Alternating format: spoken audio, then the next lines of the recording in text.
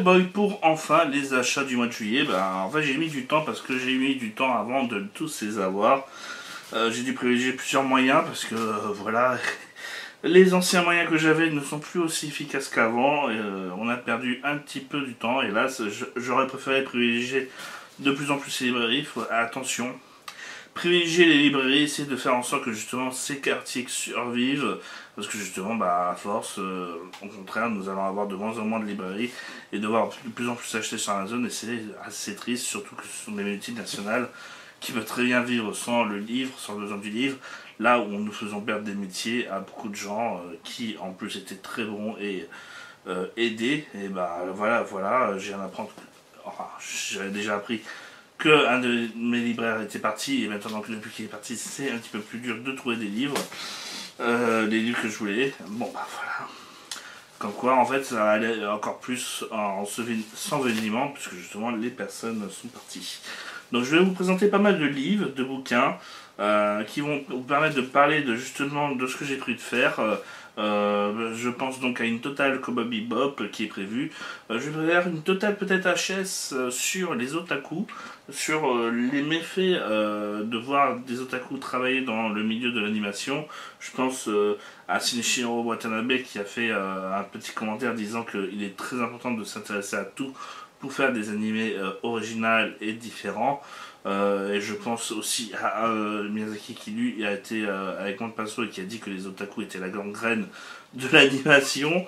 Donc j'irai pas si loin, mais j'essaierai de faire une analyse sur ce que sont les otaku au Japon, sur ces méfaits, plutôt sur le côté négatif, plus que sur le côté positif. Comme ça fera peut-être un reportage un petit peu plus tactique, mais aussi qui permettra de vous montrer les méfaits justement du fait qu'on voit de plus en plus, en tout cas d'animations qui se ressemblent en trop et qui sont vraiment faits uniquement pour vendre des jouets, et c'est bien triste. Vous allez le voir en travers, en tout cas la totale Cowboy Bebop, qui est un projet qui a failli ne pas se faire à cause du fait qu'il n'était pas très vendeur en termes de figurines. Et vous allez le voir aussi donc à travers ce petit reportage sur les otaku que je ferai justement au plus vite. Là j'ai fait que 3 sketchs, je vais essayer de les diffuser dans la semaine qui suit. En attendant, moi je vous présente mes achats du mois de juillet qui est vraiment dédié un petit peu dans ce sens à la Japan Expo. D'ailleurs, attention, il y a un vendeur de la Japan Expo qui est mort en entrant avec la Star Recette qu'il avait fait et tout ça. Donc mes condoléances à sa famille et tout. C'est assez triste de perdre la vie juste pour du pognon, même une somme de 100 000 euros, tout simplement alors que le gars a travaillé et tout ça dans sa passion. Et je trouve méprisant encore plus que des gens fassent des guet-apens pour capturer cet argent et tout. Déjà qu'il y a pas mal de scandales par rapport à la Japan Expo entre les contrefaçons et tout. Là voilà, ça vient encore faire exploser et donner une mauvaise image de cet événement qui se voulait joyeux. Même si moi je n'y vais plus et que j'ai trouvé beaucoup de défauts. Voilà, c'est un événement pour moi, ce festival, qui ramène des gens sur une passion, un petit peu comme la Coupe du Monde actuellement, et c'est dommage qu'elle ait des aspects négatifs par moment, avec justement ces contrefaçons qui sont vendus hors de prix, ces gens qui sont tués juste pour du fric, ces bagarres qui se créent aussi là-bas un petit peu, des conflits en somme à la con, pour rien. J'ai envie de dire, donc c'est un triste aspect, peut-être que j'en parlerai aussi, là aussi sur ce documentaire sur les otaku, un petit HS total, tout simplement, qui me permet de montrer que parfois la passion peut être extrême et aller trop loin, comme un petit peu le véganisme ou le féminisme. Tac. Que personne ne regardera, donc je m'en fous. Je ne suis pas piégé. Et vous allez voir qu'il y a beaucoup de fans de manga, hélas, aussi, pour cette présentation. Et nous allons commencer par un premier manga qui en est à son dernier tome, le tome 43 de Toriko.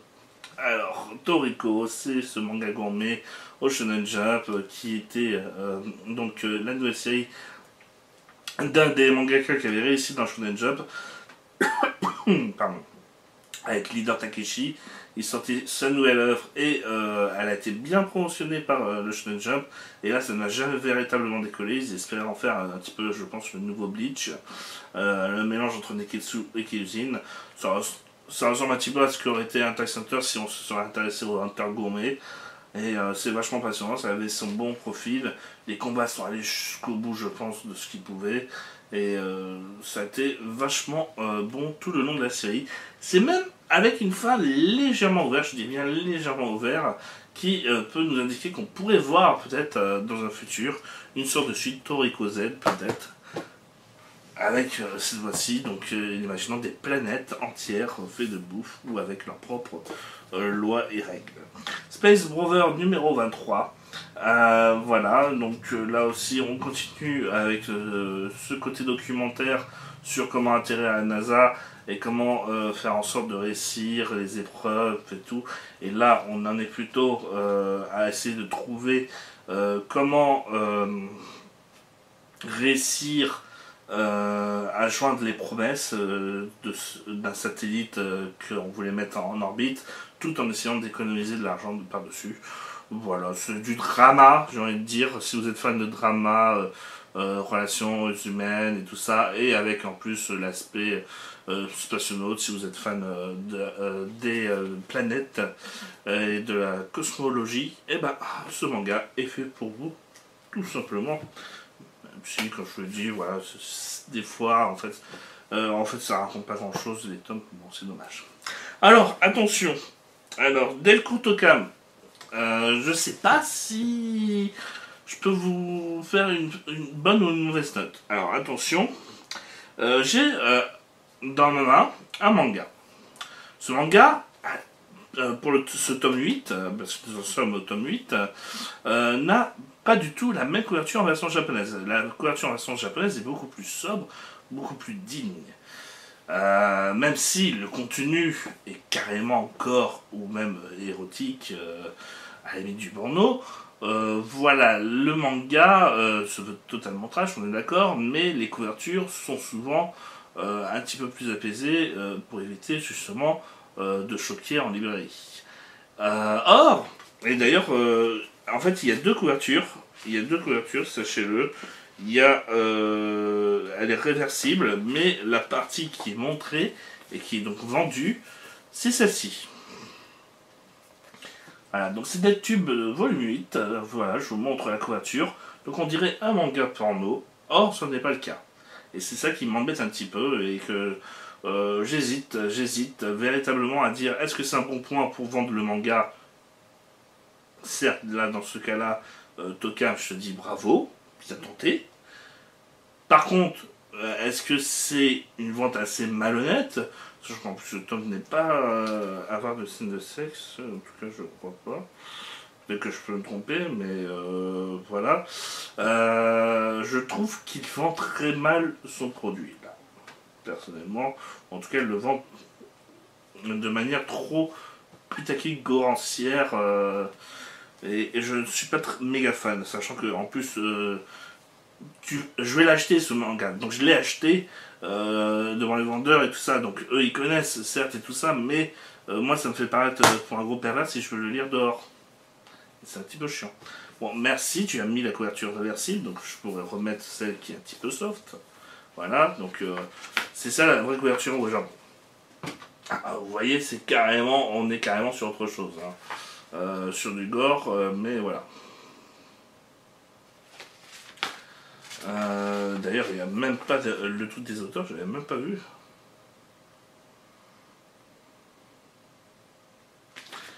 En tout cas, voilà. C'est dommage. Après, bon bah, tu vends ton manga, Tokam. Libre à toi de choisir comment. One Punch Man, tome 11, qui continue en fait sur la lancée de ce croc qui veut battre tous les gars du S et le tournoi de Setama entre temps en parallèle. Donc pour l'instant ça va, mais en fait moi ce que j'attends véritablement c'est le passage où ils vont aller attaquer justement ce trou avec rempli de monstres et tout ça, avec cette attaque qui va être une guerre totale. Et là, avec que se préparer. Donc, bon, après, c'est normal, il faut un petit peu agrandir le récit avant de pouvoir l'asperger. Hein. C'est ce que avait fait Yoshihiro Togashi, par exemple, avec l'Argente, et qui le fait encore avec, avec tous ces arcs en règle générale, pour ensuite avoir une grosse conclusion, un gros fight complètement loufoque. Prisonnier Riku, qui continue les plans et tout ça, et cette fois-ci, donc, on avance un petit peu dans le sens où il y a des éléments extérieurs qui vont s'agrandir et se rajouter dans la poursuite, dans l'évasion finale, ce qui fait que justement, donc, ça rend le truc intéressant et un petit peu avancé, même s'il y a encore deux éléments, je dis bien deux éléments, qui sont là pour de nouveau parasiter le rythme du récit et faire en sorte que justement tout ne va pas se passer aussi bien. Donc voilà, on a l'impression d'avancer et en même temps il y a des éléments qui sont mis, des petites mines, pour bien nous pourrir justement l'assaut final. Autre manga qui vient de finir, Assassination Classroom, tome 21. Alors, par contre, attends, je regarde un truc parce que ça me choque. Mais voilà, bon, je vais voir. Alors déjà, voilà, vous savez la couverture qui est en carton. Je sais pas si c'est normal que je me suis trompé lorsque je l'ai pris.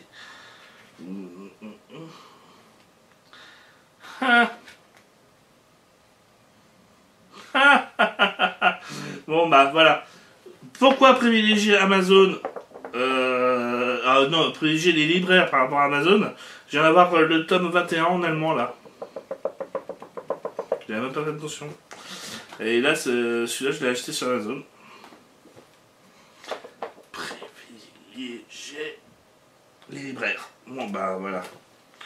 Bon, je vais pas le rendre, ça va me saouler, mais il faudrait que je fasse attention de le racheter le mois prochain. Mais bon, Association Classroom, en fait, moi, ce qui m'inquiète un petit peu, c'est que donc on a un tome tout entier, alors que bon, il y a un élément très important qui n'existe plus après le tome fin. Donc je vais voir qu'est-ce que ça donne, ou si ça reste vraiment du remplissage pour du remplissage. À voir et à lire. My Hero Academia, tome 14, le petit succès du moment qui marche un petit peu partout. Vous pouvez le voir avec Chef Otaku et ses reviews vidéo.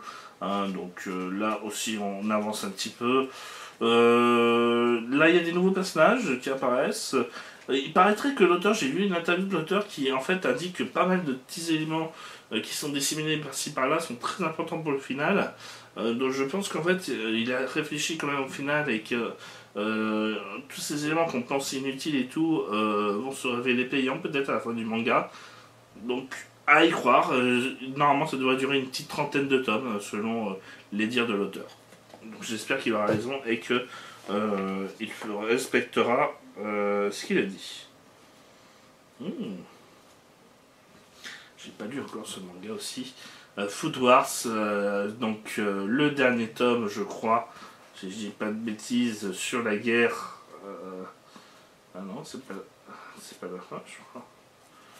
Non, je pense qu'il y aura encore un dernier volume. Peut-être pas. Bon. Alors, en tout cas, on approche du combat final contre le père d'Erika. Donc, on va voir qu'est-ce que ça va donner. Et là, ça sera un battle final, là aussi.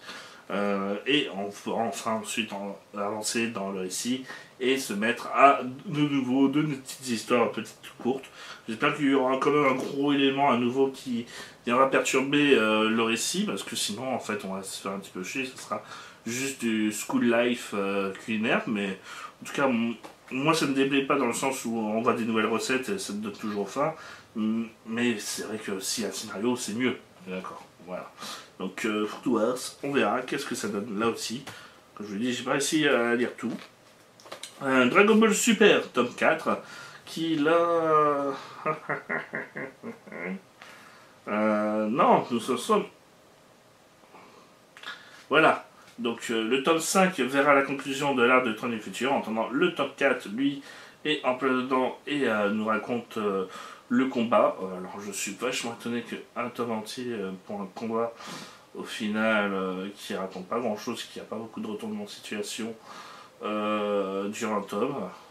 Toriyama était largement beaucoup plus rapide pour conclure ses récits quand ça faisait que des combats, ou en tout cas il y avait beaucoup de retournements de situation. Là, j'en vois, de tête, je me souviens pas de beaucoup de mouvements de situation. Après, moi je suis pas un méga fan de l'arc Zamasu, contrairement aux autres. Je trouve que c'est comme tous les autres de Dragon Ball Z. C'est pas parce qu'il a un côté sombre qui fait que justement c'est largement meilleur.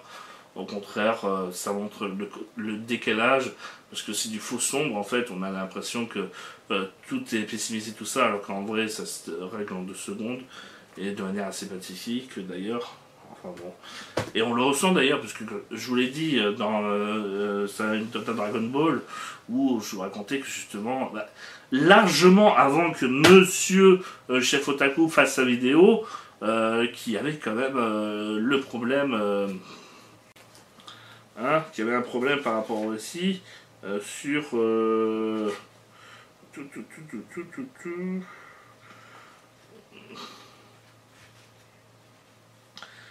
Sur le dieu des dieux, là, je sais plus comment il s'appelle, enfin celui qui a créé tous les univers et tout ça. Oh, j'ai plus la tête. Enfin bon, voilà. Ah, il y a une petite interview, en tout cas, ça pourrait être sa part, de Toei Toyo. On verra s'il y a des trucs intéressants où ils se disent. Mais en tout cas, donc voilà, Zenko, je sais plus. Vous me direz. Et tout, chef otaku, un mois après que je l'ai dit dans mes vidéos, sur une vidéo entière justement sur le problème de ce personnage qui au final parasite Dragon Ball Super, puisque au final il y a un élément supérieur qui peut tout gérer, qui peut tout régler. Alors pourquoi avoir peur du suspense de nos héros? Et au final, en plus, nos héros ne servent quasiment à rien. Ils n'ont jamais sauvé quelqu'un, ni sauvé n'importe quel élément. C'est pathétique. Donc je vois pas l'intérêt de glorifier par exemple un Goku. Voilà, par exemple. Il sert à rien dans un Dragon Ball Super. C'est assez triste. Dans ces de Glycine, tome 27, nous avons donc la suite, encore une fois, des combats contre les 7 péchés, les 10 commandements, les 10 commandements. Ça continue, bon, je n'ai pas lu la suite, avec la révélation Gunter. C'est toujours possible pour moi, même si je l'ai dit, je ne l'ai pas lu, mais je sais que ce sera génial. Platinum End, tome 8. Alors 8 tomes pour nous dire, attention, en fait, au final, j'étais contrôlé comme tous les autres, et que donc en fait, il y en a 50 000. Là, ça rappelle un petit peu Naruto, la fin, avec ces poupées russes, un méchant qui contrôle un méchant, qui contrôle un méchant. Et donc là, il y a la réunion de tous les méchants, de tous les anges, qui... Je crois que je vais arrêter. Franchement, ça vaut pas le coup. C'est des auteurs de Death Note, mais c'est ridicule, c'est pathétique, c'est assez triste. En plus, c'est très fleur bleue, avec le côté Bakuman que j'aimais pas. C'était le côté c'était un amour gnangnan, c'était mal fait chiant, on n'y croyait pas. C'était pas assez réaliste. Enfin, là, c'est pareil. C'est les défauts de Bakuman, les défauts de Death Note, et voilà, sans les qualités. Et j'espère qu'ils le mettront dans le tome 9. Les défauts de Death Note, les défauts de Bakuman par Pike Boy. Une bonne lecture, franchement. The Promised Neverland, tome 2.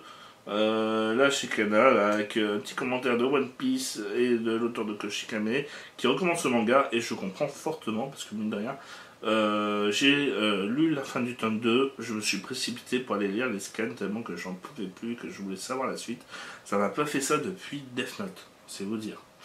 Death Note, c'était carrément, j'en pouvais plus, je voulais savoir la suite à tout prix, et ça me stressait. Alors la fin de Death Note, c'était une catastrophe, tellement ça m'a frustré.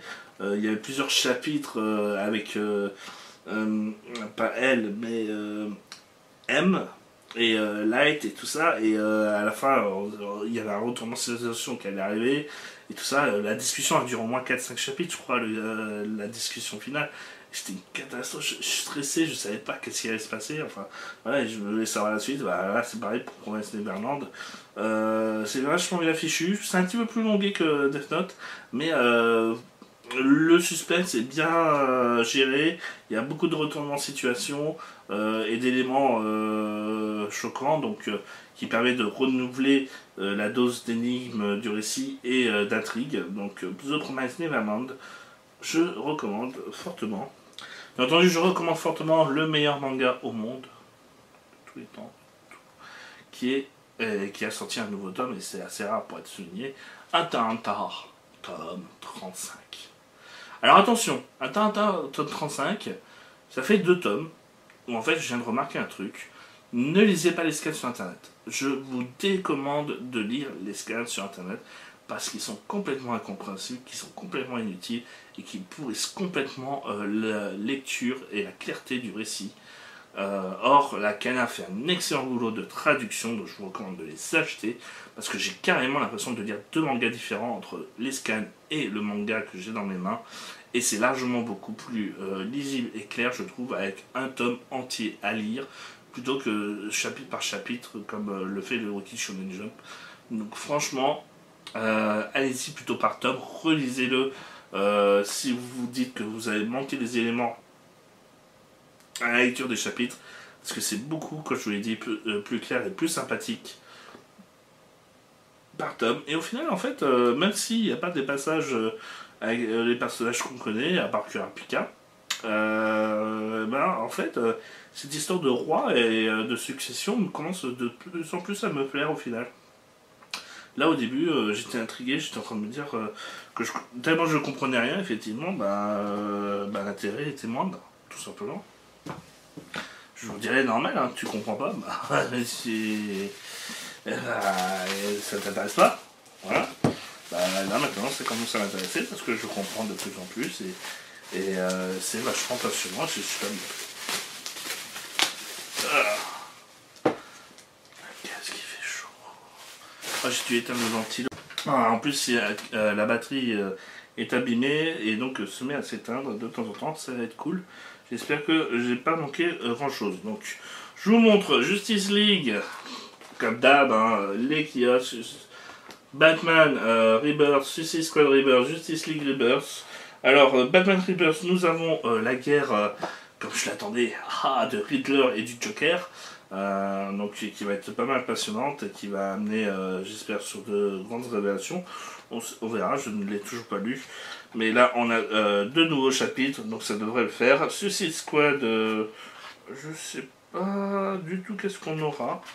Suicide Squad, je sais pas du tout, mais après les couvertures dans les comics, il ne faut jamais s'y fier. Des fois, c'est juste du putaclic, mais des fois, le sujet n'a rien à voir. Donc, Boomerang versus Harley Quinn, peut-être que ça sera pas le cas, ou alors Boomerang aussi s'amuse à trahir tout le monde, on sait pas, on verra bien. Et Justice League, là nous avons Mera qui décime la Justice League. Donc est-ce que ça a un Throne of Atlantis numéro 2 ? Bon à voir. Là aussi, comme je vous l'ai dit, je ne sais pas du tout ce qu'il en est. J'ai pas été au courant des nouveautés qu'il y a de prévues sur Rebirth. Je connais 2-3 trucs, mais tout le reste c'est un petit peu flou pour moi. D'où le fait que je ne peux pas vous aider à vous dire qu'est-ce qu'il y aura avant de l'avoir lu, bien entendu. Tome 52, tome 3. Alors 52, ça n'a rien à voir avec les news 52 de 2011. Ouais, c'est des news 52. Non, en fait, c'est pour 52, c'est 52 semaines, donc les 52 semaines d'une année, où Superman, Batman et Wonder Woman ont disparu après Infinite Crisis.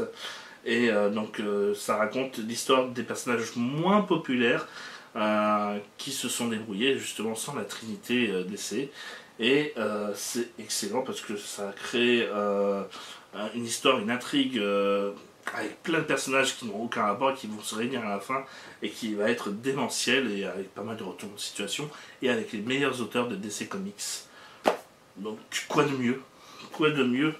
Ça présente des personnages que vous connaissez pas, ça vous apprend à les connaître, à les aimer pour aimer peut-être leur série plus tard, et en plus avec les meilleurs auteurs de DC Comics qui se donnent à fond.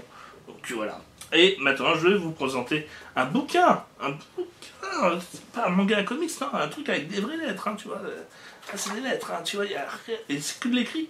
Et mais qui va m'aider à faire la totale Cowboy Bebop et qui pourrait vous intéresser, puisque c'est de Force Third Edition, qui ont écrit déjà un bouquin sur Dragon Ball. Ils ont écrit d'autres bouquins, mais je ne connais pas leur catalogue.